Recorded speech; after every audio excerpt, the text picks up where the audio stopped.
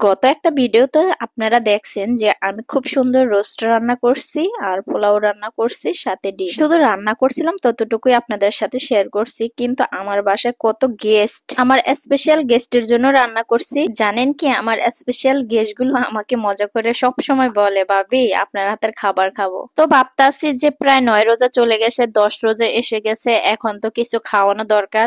এই তো তাদের জন্য আমার ছোট্ট একটা আয়োজন। রান্নাটা শুধু আমি করেছি, বাকি সব কাজ আপনার ভাইয়া করেছে। বাট মেয়েকে নিয়ে কিছুতেই পারতেছিলাম না, অনেক কষ্ট হচ্ছিল। আর সবাইকে এরকম খাওয়াতে পেরে আমার কাছে অনেক আনন্দিত লাগছে। আমার স্পেশাল গেস্টের জন্য আমি এত সুন্দর আয়োজন করছি, আমার কাছে খুব ভালো লাগছে। হ্যালো এভরিওয়ান, কেমন আছো তোমরা? নিশ্চয়ই ভালো আছো।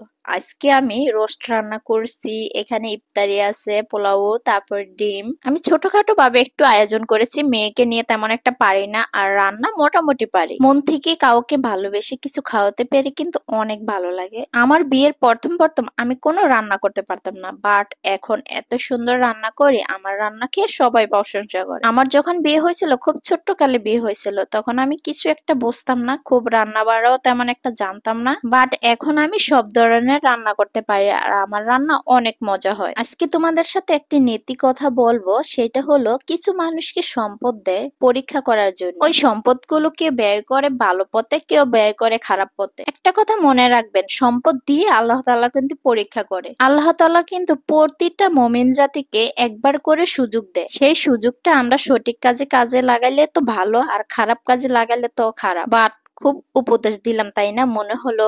আপনারা অনেকে মনে করতে পারেন যে আপনি খুব উপদেশ দিচ্ছেন। না, এটা আমার মন থেকেই বললাম। অনেক মানুষকে আল্লাহ তাআলা কিন্তু সম্পদ দিয়ে পরীক্ষা করে। তো বলতে বলতে আমাদের ইফতারের টাইম হয়ে গেছে, সবাই ইফতারের জন্য রেডি। আমার হাজবেন্ড খুব সুন্দরভাবে সবাইকে খাবার সার্ভ করছে, আর আমার ছোট্ট বাবাটা বলতেছে আমাকে আগে দাও, আমি খাবো, আমার ক্ষুধা লাগছে, আমি সবগুলো রোজা রেখেছি। খুব মজার বিষয়, এই টাইমে আমরা ছোটকালেও বলতাম আমি 3 বেলা খেয়ে সবগুলো রোজা রেখেছি।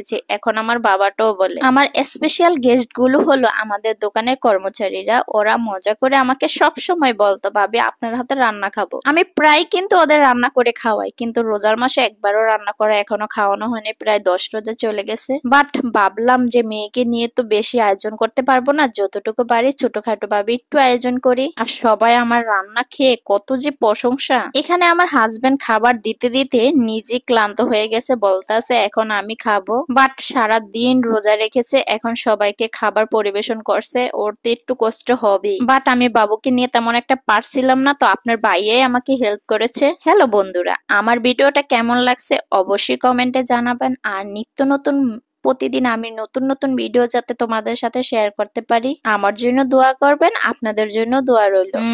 মন থেকে সবাইকে রমজান মোবারক।